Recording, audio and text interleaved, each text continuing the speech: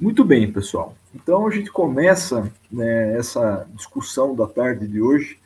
Tarde essa que aqui na minha casa eu vejo, né, uma garoa, né, já se talvez se encaminhando para uma chuva, de fato, né, temperatura mais fria, né, o que talvez até combine aí com uma pipoquinha para vocês acompanharem a aula. Então vejam, eu cito aqui esse livro, né, que é um livro clássico, né, o Discurso do Método, né, do René Descartes.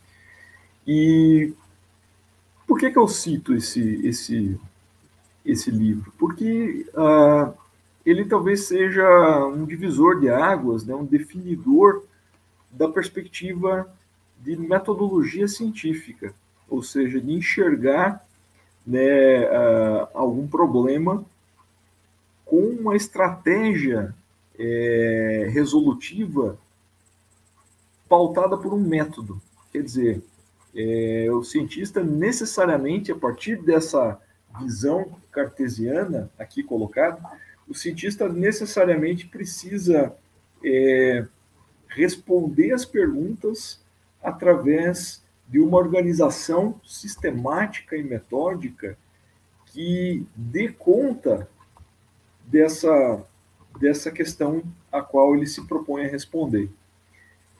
Isso parece óbvio até para o nosso pensamento agora do século XXI, porque a gente já está tão impregnado, né, tão contaminado com as estratégias ali, as formatações de construir um projeto de pesquisa ou de escrever um artigo, que a gente nem se dá conta, né, dessa perspectiva histórica que eu aqui apresento.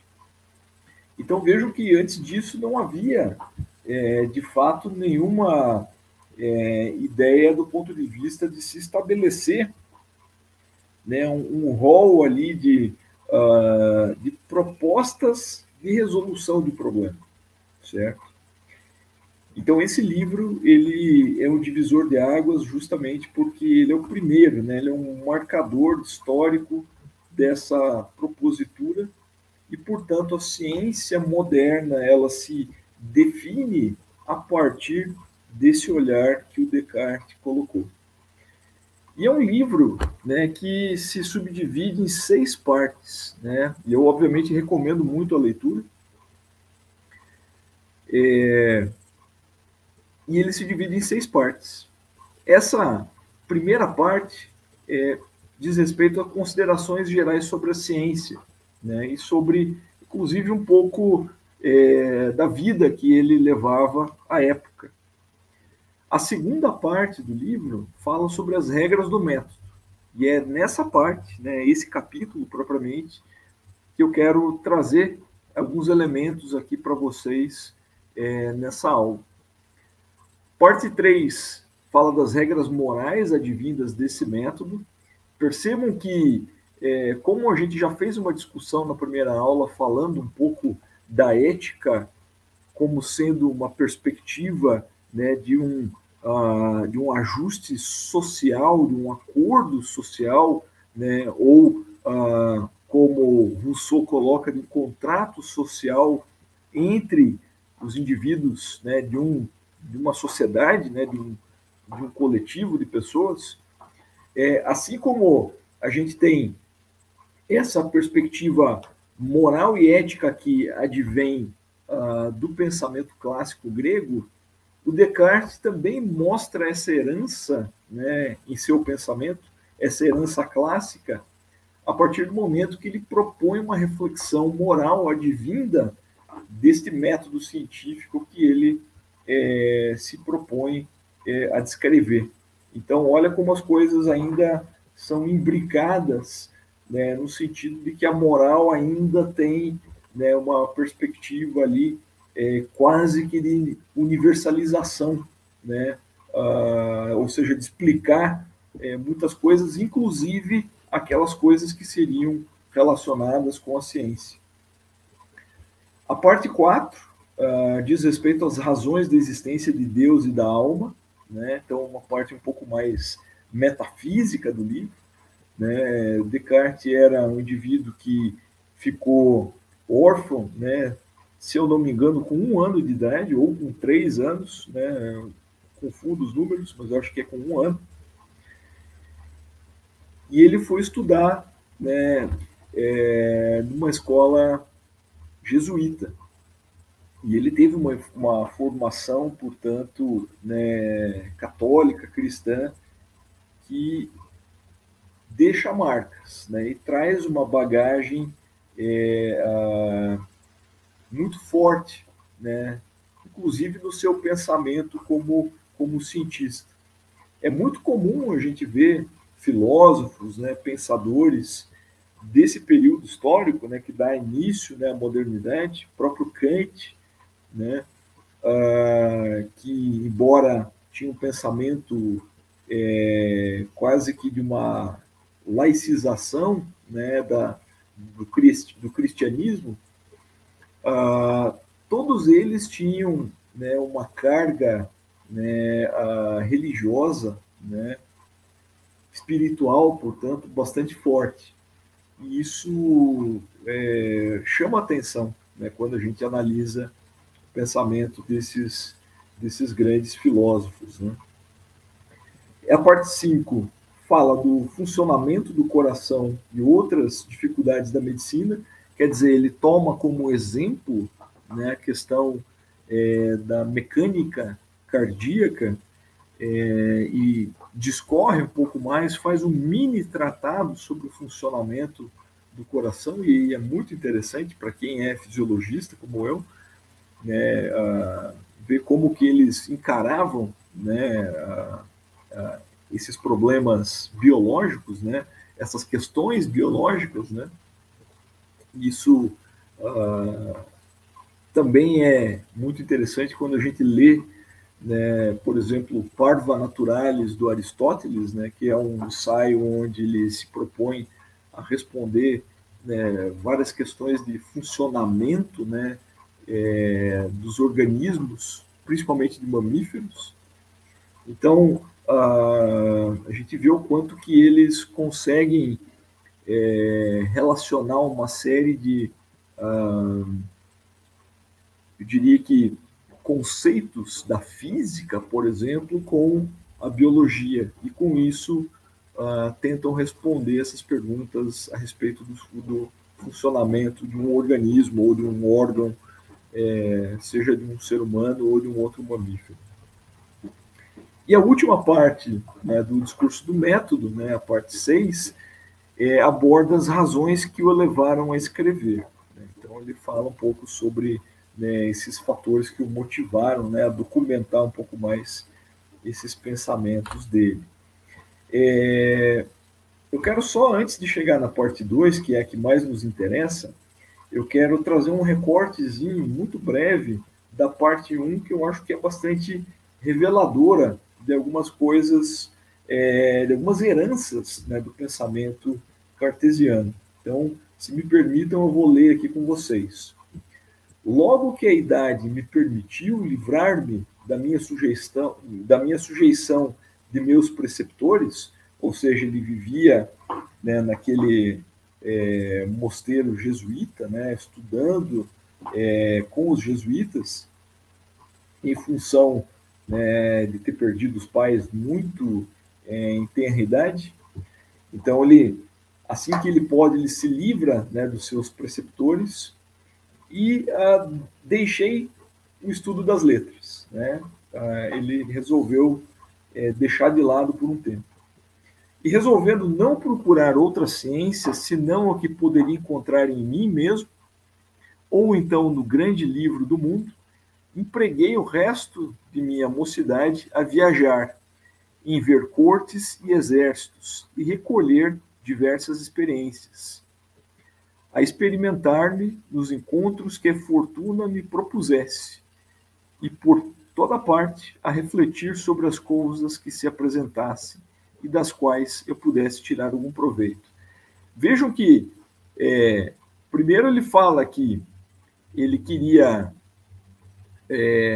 não procurou outra ciência senão que poderia encontrar nele mesmo. Então, isso aqui é o reflexo de um pensamento grego enorme, né? Aquele pensamento que a gente tem claramente, né, em Aristóteles, né, em que ele coloca, né, o quanto que a gente precisa encontrar as verdades dentro daquele fragmento de logos divino que se encontra em cada um de nós. Então, esse pensamento de que nós temos algo da verdade universal dentro de nós está refletido, né,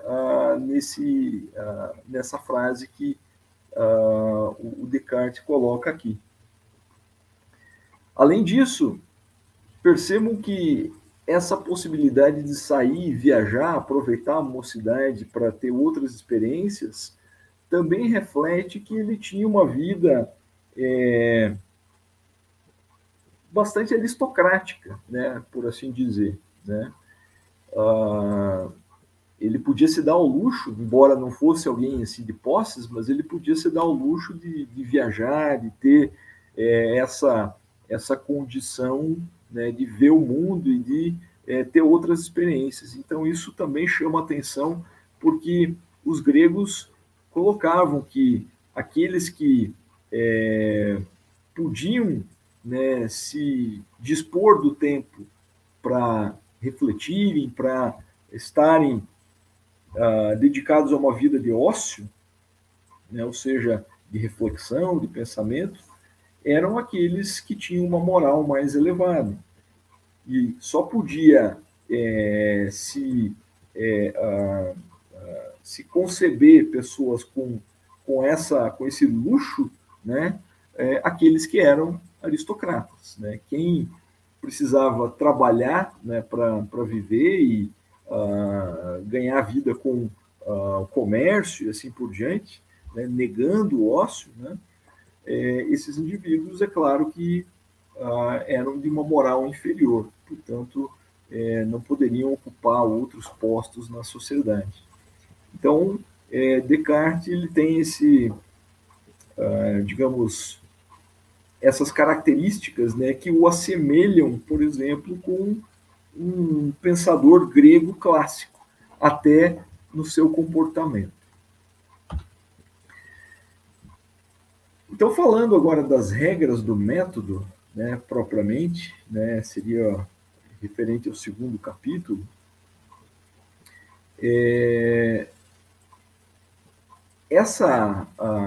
essas regras elas surgem justamente a partir de um período em que o autor se encontrou no inverno na Alemanha e, portanto, né, como vocês sabem, naquela região, né, o inverno ele é rigoroso, né, com neve, com muito frio, e isso faz com que as pessoas tenham que passar muito tempo recolhidas, né, ainda mais, né, naquele período.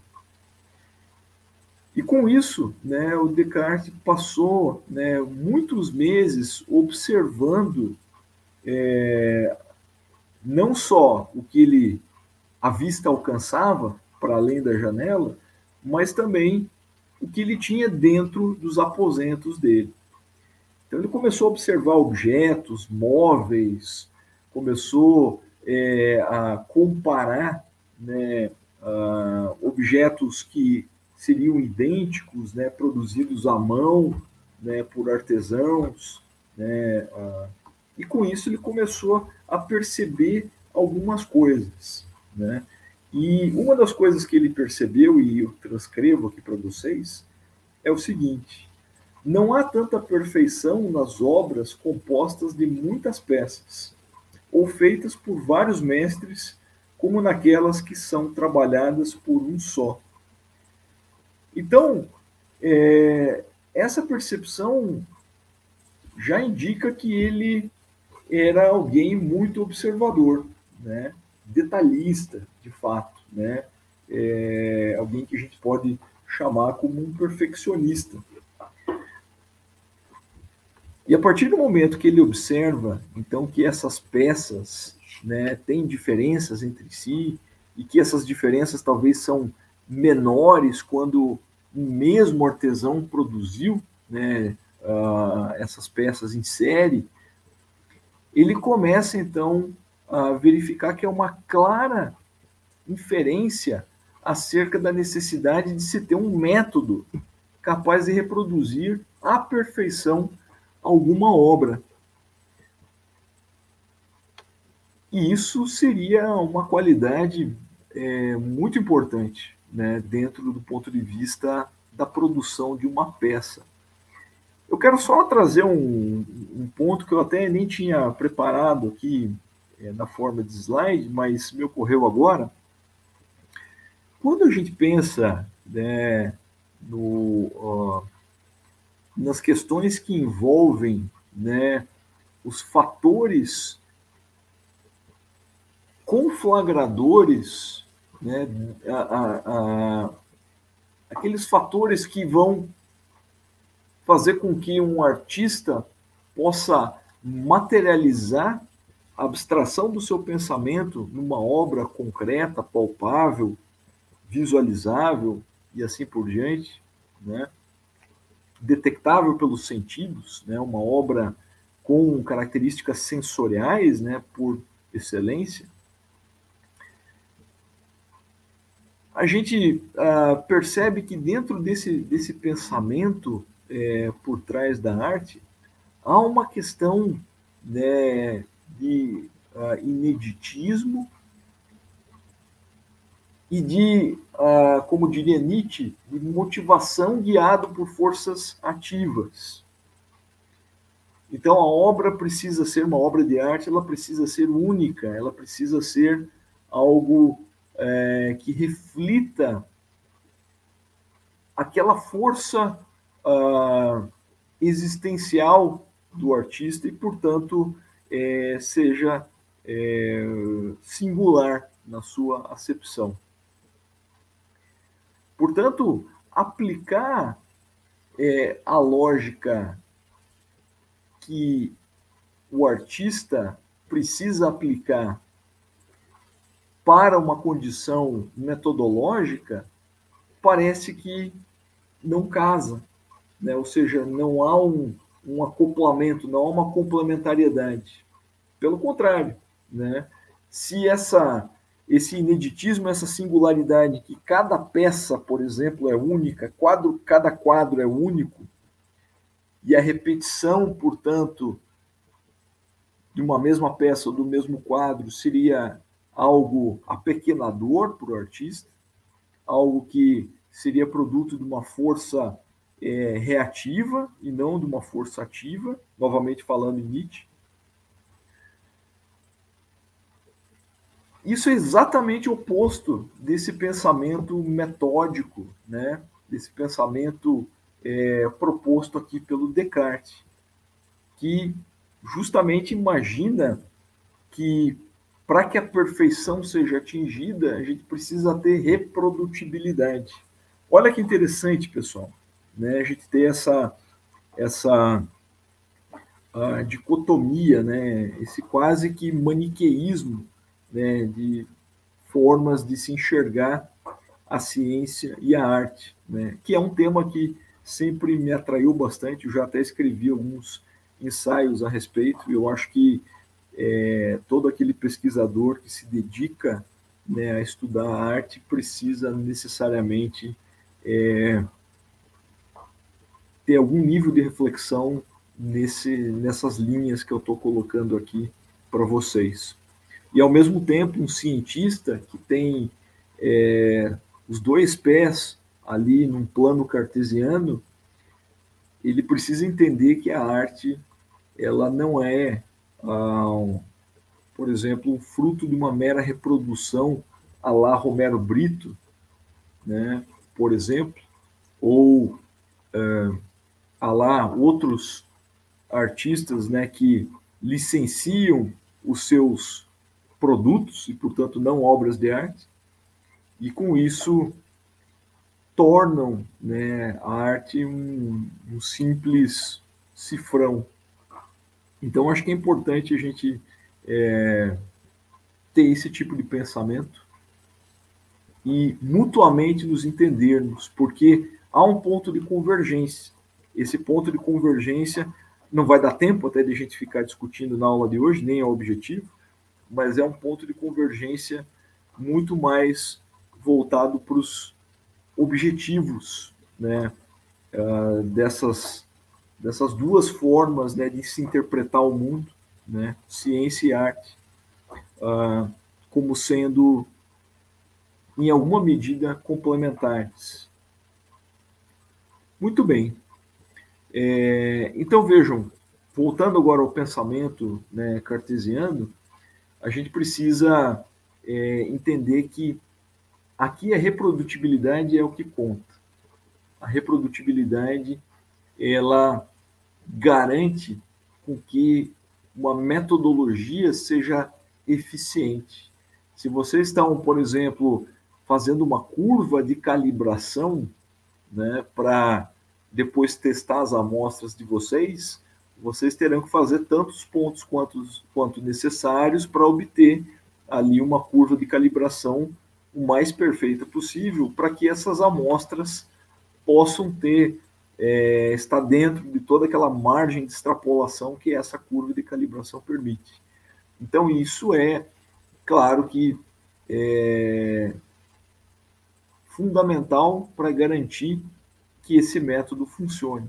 Então, eu não preciso aqui gastar nem um minuto de explicações para vocês entenderem que isso é importante, certo? Mas é interessante que vocês saibam a origem, né, desse valor por trás de um método que muitas vezes vocês já pegam prontos, aquele protocolo, uma pasta de protocolos, ou vocês vão procurar na internet ali listas de protocolos, né, ou vão compartilhar protocolos com outros laboratórios. Então, agora vocês entendem muito mais, né, o porquê que isso faz sentido, e não só meramente entender pelo produto final disso, mas sim pela intenção original desse pensamento, propriamente. Então, é quase como se a gente estivesse contrapondo aqui um pensamento finalista, né, com um pensamento intencionalista. Agora vocês têm as duas pontas, né, dessa corda para conseguirem enxergar as possíveis trações que ocorrem, né, nessa corda. Falando ainda das regras do método,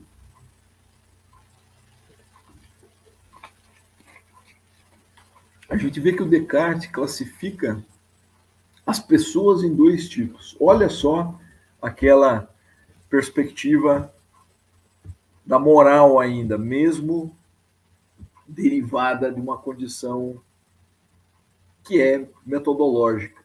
Então, novamente, a gente está conseguindo enxergar, né, essa intenção sempre de fazer uma derivação para algo mais amplo. Quer dizer, o método por si só, ele é importante, mas a partir do momento que você classifica as pessoas a partir da capacidade ou não delas usarem método, né, isso já extrapola, né, uma condição que atualmente não é mais tolerável. Mas vejam como que ele conduziu o pensamento dele. Opa!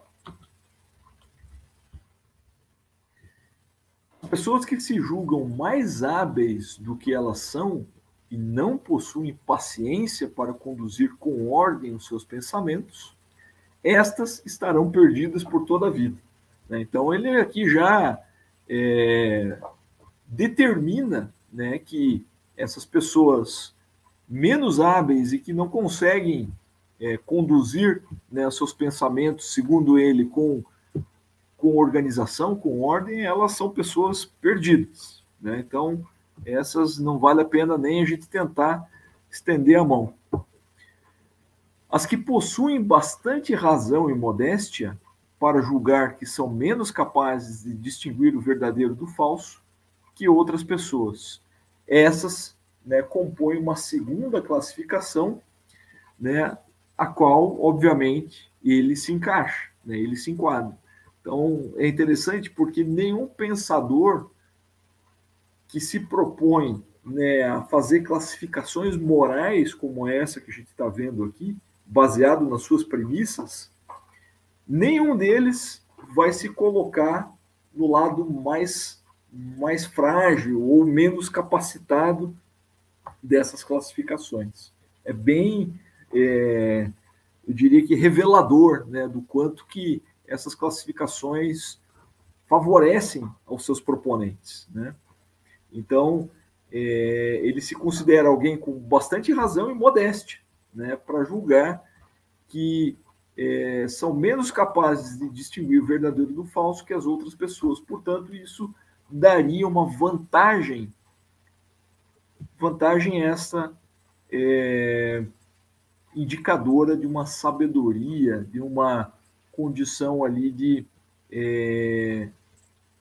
manter uma dúvida metódica. E essa dúvida metódica é um outro conceito importante que a gente precisa reforçar aqui com vocês, e é um conceito de Descartes, né? Ele coloca que todo pesquisador, todo cientista precisa duvidar sempre.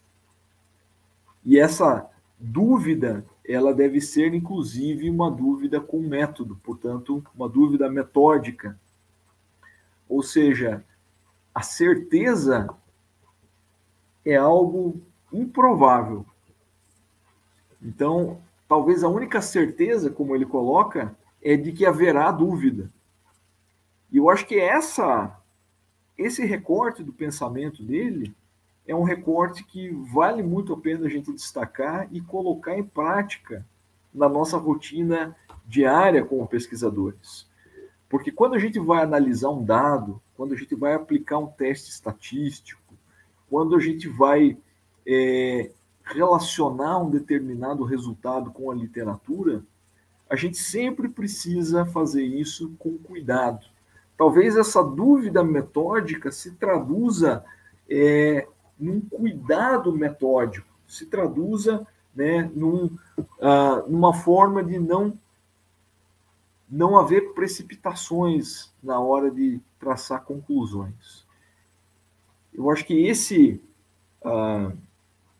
pensamento filosófico, ele traduz um pouco esse acordo social que nós, cientistas, assinamos no éter, ou seja, não assinamos concretamente, mas quando nós entramos nessa vida da ciência, nós tacitamente assinamos esse acordo de que nós faremos o uso desse tipo de prerrogativa de dúvida metódica, ou seja, a gente não pode aceitar por verdade o falso.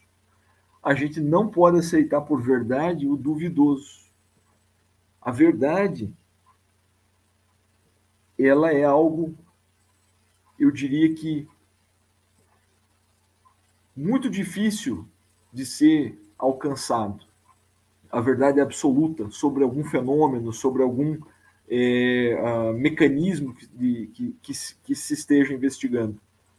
Então, para você, de fato, olhar para um fenômeno de qualquer natureza e dizer isso daqui é a verdade, isso representa a verdade, talvez nós não tenhamos condições ainda de definir concretamente nenhum daqueles fenômenos que a gente já levantou como hipóteses, já apresentamos como na forma de teorias, porque eles são mutáveis. Eles não são 100% estanques, né? A gente sempre vai conseguir colocar um tijolo incremental dentro daquela parede teórica que foi construída. E talvez os caminhos se transformem dentro de um ano, uma década, 100 anos. Então a gente precisa tomar muito cuidado com assumir verdades como sendo verdades absolutas, né? O conceito de verdade, ele é muito, eu diria que pesado para a gente sustentar como pesquisadores, né? Por isso que a gente sempre precisa falar em hipóteses e em teorias. E cuidado quando vocês forem usar esses dois termos, né, hipótese e teoria, porque eles não são sinônimos, né? Comumente a gente vê os alunos falando, eu tenho uma teoria para explicar isso, né? Provavelmente você não tem uma teoria, você tem uma hipótese para explicar um fenômeno. Uma teoria, ela é algo supostamente mais amplo, né? Mais rico em termos, né, de informações, de autores que contribuíram para se chegar àquele ponto do conhecimento. Então, você tem, de fato, um conjunto de elementos e informações que, comparativamente, se aproximam um pouco mais da verdade do que quando a gente está diante de uma hipótese. Até porque a hipótese ela precisa ser demonstrada, né?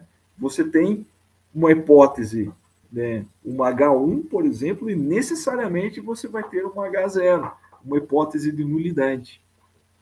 Então, uma excluindo a outra, né, hipóteses excludentes. E se você comprova, né, essa hipótese H1, portanto, você vira as costas para a hipótese de nulidade, você só tem um conjunto de informações que talvez acrescente algo para uma teoria maior, né?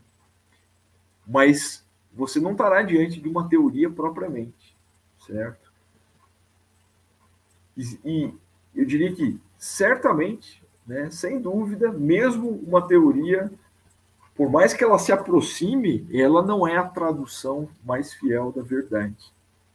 Então, a verdade é um conceito, eu diria que, filosoficamente falando, muito pesado, né? Muito distante da gente conseguir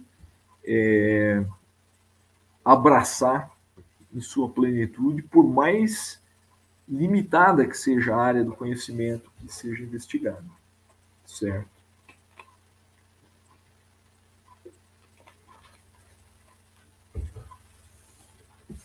Veja que ele fala em sequência: vi-me forçado a procurar conduzir-me a mim mesmo. Novamente, aquele pensamento, né, aristotélico, né? Como alguém que caminha só e nas trevas, decidi andar tão lentamente e usar de tanta circunspecção que, embora só avançasse muito pouco, evitaria cair. Então, essas frases, né, aqui colocadas, né, no final desse slide, retratam justamente quase que um estereótipo de que um cientista, de como um cientista deve se conduzir, ou deva se conduzir, né? Quer dizer, com circunspecção, portanto, concentrado ao problema a qual ele investiga, concentrado àquela questão, e tão cauteloso a ponto de evoluir muito pouco e assumir que os avanços que ele poderá produzir serão, eu diria que muito restritos, muito modestos. Mas o que é mais importante é evitar cair, ou seja, evitar incorrer num erro, incorrer numa conclusão que não seja correta. E, portanto, isso mostra o quanto que esse método precisa pautar a vida de um cientista. Vejam que esse pensamento ele marca muito, né, o estereótipo do pesquisador, né, como aquele indivíduo, né, meio alheio à sociedade, né, quase que um professor pardal, isolado, talvez numa torre, e que só passa o seu tempo dedicado àquilo que ele pesquisa e não sabe o que acontece no mundo para além daquilo que ele está analisando, né? É interessante a gente ter essa percepção, pessoal. Então, vejam, temos que falar um pouquinho agora das regras do método, né, para orientar como que o Descartes produziu essas regras e pensando que ele produziu essas regras pensando nele. Então, foi um raciocínio bastante egocêntrico, né? Ele escreveu esse livro basicamente como sendo um conjunto de experiências e percepções que ele teve. Portanto, ele escreveu quase que com um tom de um diário. Isso reflete muito na forma como ele apresenta essas regras do método, né? E agora a gente podemos nos debruçar um pouquinho sobre elas, né? A primeira questão aqui, pessoal, vejam que a multiplicidade de regras serve para excusar os vícios de sorte. Portanto, Descartes estabelece apenas 4. Então, ele se preocupava muito com essa questão de uma aleatoriedade a partir do momento que você estabelece um conjunto muito grande de regramentos, né? A chance de você ter resultados aleatórios e, portanto, uma conclusão que seja fruto do acaso é muito elevada. Logo, ele prefere, então, estipular apenas 4 regras, muito claras e muito restritas, que funcionariam dentro dessa ótica de uma forma muito mais rigorosa. Primeira regra do método: nunca aceitar por verdadeira coisa nenhuma que não se conhecesse como evidente. Então, vejam, isso traduz aquele conceito da dúvida metódica, né? Você não pode aceitar por verdadeiro algo que não seja evidente. Precisa ser algo evidente para ser considerado por verdadeiro, certo? Logo, a dúvida não tem espaço para esse regramento metodológico. Segunda regra: dividir cada uma das dificuldades que examinasse em tantas parcelas quantas pudessem ser exigidas para melhor compreendê-las. Vocês já escreveram projetos de pesquisa. E um dos tópicos que vocês estão acostumados, né, e é um tópico que sempre dá trabalho, discussão, junto aos orientadores, junto aos colegas, é o de objetivos. E os objetivos comumente são divididos em objetivo geral e específicos. Via de regra, os específicos, né, como já está indicado no plural, eles são vários. Então, essa construção, né, dessa seção de um projeto de pesquisa, né, de objetivos, ela é um reflexo justamente dessa segunda regra do método. Portanto, dividir cada um dos problemas, cada um dos objetivos, ou como Descartes colocou, das dificuldades que se propõe a examinar, em tantas parcelas quantas possam ser exigidas para melhor compreendê-las. Então, esse fracionamento, esse parcelamento de uma pergunta, de um problema contido dentro de um âmbito mais amplo, de uma linha de pesquisa, ela vai ao encontro desse regramento metodológico cartesiano. Ou seja, nós precisamos enfrentar os subproblemas, ou seja, os subtópicos que compõem esse problema, um a um. E assim a gente vai construindo esse quebra-cabeças de uma forma mais coerente, mais concreta.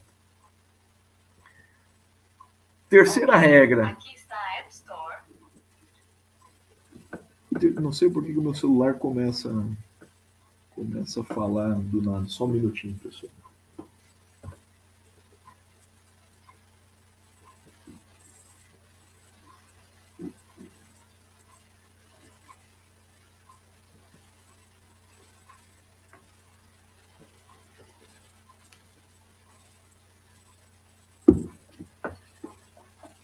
Desculpem, voltando aqui. Terceira regra. Conduzir por ordem os meus pensamentos. Lembre-se que ele estava escrevendo para ele mesmo. Conduzir por ordem os meus pensamentos, começando pelos objetivos mais simples, para subir pouco a pouco até os conhecimentos mais compostos, supondo uma certa ordem. Então, essa terceira regra do método, ela é quase que uma derivação da segunda, só que agora mais voltada para um raciocínio do pesquisador. É uma forma de você conduzir o pensamento diante de uma situação, um problema, dentro de uma pergunta que é levantada, numa linha de pesquisa, numa linha de investigação. Então, esse parcelamento, esse fracionamento, deve ser feito sempre supondo uma certa ordem, né? E essa ordem, ela precisa ser hierarquizada. E essa hierarquia dessas parcelas relativas aos objetos a serem investigados precisam ainda passar por um quarto processamento que está na quarta regra. Na verdade, um terceiro processamento contido na quarta regra do método, que é fazer sempre enumerações tão completas e revisões tão gerais que ficasse certo de nada omitir. Então, a partir do momento que você fraciona o problema, fraciona aquele objeto de investigação em diferentes subtópicos, você consegue elencá-los e depois enumerá-los e hierarquizá-los de maneira a nada omitir, vocês estão diante, então, da aplicação em excelência dessas regras do método, tal como Descartes propôs. Então, percebo que quando a gente vai diante do computador escrever um projeto de pesquisa, pegando um formulário, seja ele do CNPq, seja ele da PRPPG, ou da Fundação Araucária, ou qualquer outro formato que vocês queiram imaginar, em que nós tenhamos um descritivo dos objetivos, das hipóteses, da metodologia, saibam que isso só existe em função dessa propositura metodológica feita por Descartes. E é claro, pessoal, a partir do momento que a gente tem essa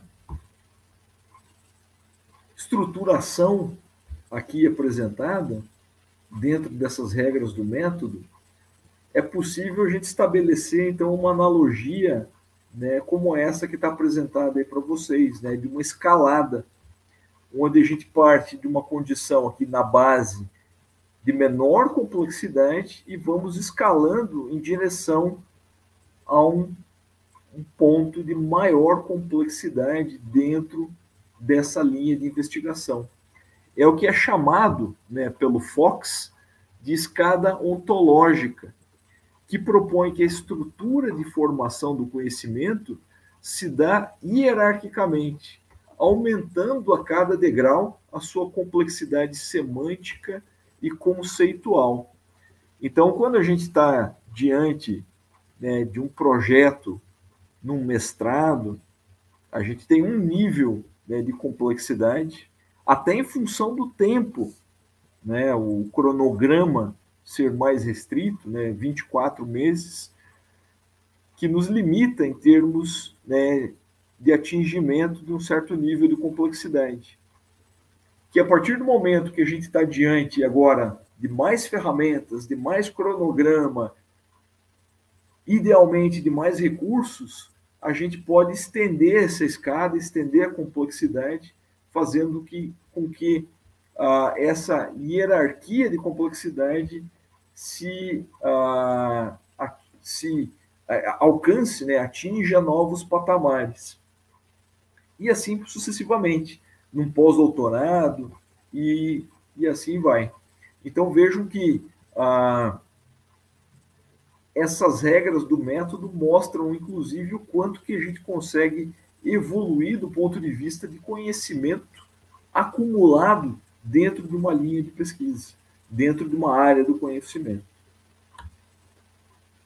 E é claro, pessoal, se nós temos essa analogia de uma escada sendo escalada por diferentes indivíduos, muitas vezes competidores dentro de um mesmo campo da ciência, a gente vai ter indivíduos que vão atingir patamares mais elevados do que outros, né? Seja porque eles têm mais estrutura física em seus laboratórios, seja porque eles dispõem de mais recursos, ou porque eles têm uma equipe maior, ou porque eles têm uma equipe mais qualificada, ou porque eles estão há mais tempo subindo essa escada. Portanto, pessoal, nós temos aqui uma desigualdade muito grande quando a gente compara os degraus que cada grupo de pesquisa ou individualmente cada pesquisador se encontra na sua carreira, certo? Vocês que estão na pós-graduação estão começando a dar os primeiros passinhos, a subir os primeiros degraus. Às vezes, vocês precisam descer, subiram 2, precisam descer 1, e assim a escalada se torna, né, mais difícil. Mas isso invariavelmente vai acontecer na vida de cada um de nós, né? Esses reveses e essas dificuldades. Mas é importante que a gente saiba que essa condição de escalada ela é muito diferente para cada um. E, portanto, os níveis de complexidade que cada grupo de pesquisa ou que cada pesquisador consegue atingir, eles são diferentes e variam em função de uma série de critérios ou condições tais como a gente mencionou aqui. Portanto, é importante a gente ter, inclusive, uma perspectiva, né, de um conceito de mérito científico, que eu vou abordar com um pouco mais de detalhes num outro momento, numa outra aula, mas a questão do mérito científico é algo que perpassa a análise de qualquer projeto de pesquisa, em qualquer nível, seja num colegiado de pós-graduação, ou seja numa agência de fomento, para vocês conseguirem uma bolsa, ou um recurso para comprar equipamentos, materiais de consumo, ou então num concurso em que vocês são avaliados comparativamente, e aí, sempre que há esse olhar comparativo, essa palavra ela vai ecoar, né? A questão do mérito científico, né? E da meritocracia, portanto. Então, vocês já devem estar percebendo que, como nós temos condições distintas de escalada dentro dessa escada ontológica, certamente, por mais supostamente equânimes sejam os grupos de pesquisa, certamente haverá diferenças, haverá singularidades entre os indivíduos. E isso produzirá, né, ali níveis distintos de patamares que cada um de nós ocupamos dentro das nossas respectivas escadas ontológicas. Então, isso faz com que essa régua normalizadora da meritocracia ela seja absolutamente abstrata e ela seja absolutamente arbitrária e, via de regra, injusta. Porque a gente sabe que, quando a gente compara, por exemplo, indivíduos de grupos de pesquisas diferentes, em estados diferentes, em países diferentes, em instituições diferentes, esse desnível ele se torna cada vez mais evidente. Portanto, quando a gente fala que é importante nos nossos programas de pós-graduação nós termos a internacionalização como uma meta e, portanto, publicar em revistas internacionais indexadas é um alvo comum nosso e que deve ser perseguido por todos nós, a gente sabe que nós estamos competindo em um nível de desigualdade muito importante com pesquisadores estrangeiros, por exemplo, ou mesmo no nosso país, quando a gente compara aqueles que estão sob o guarda-chuva, por exemplo, da FAPESP. E, portanto, as nossas condições de competitividade são muito diferentes das deles. Então, falar em mérito científico é algo sempre muito, eu diria que arbitrário e polêmico, para dizer pouco. Então, abram muito bem os olhos quando vocês ficarem diante de discussões ou de critérios que são colocados dentro dessa perspectiva para vocês, certo? Não sejam incautos, não sejam ingênuos. A gente precisa entender um pouco mais a origem desses pensamentos e como que eles se apresentam para nós atualmente, muitas vezes empacotados, né, embalados, né, com fitas bonitas e pacotes brilhantes, mas que, na verdade, escondem ali uma discrepância reveladora, né, de muitos problemas em relação às nossas instituições, aos nossos países, a nossa forma de enxergar a ciência como, né, um bem,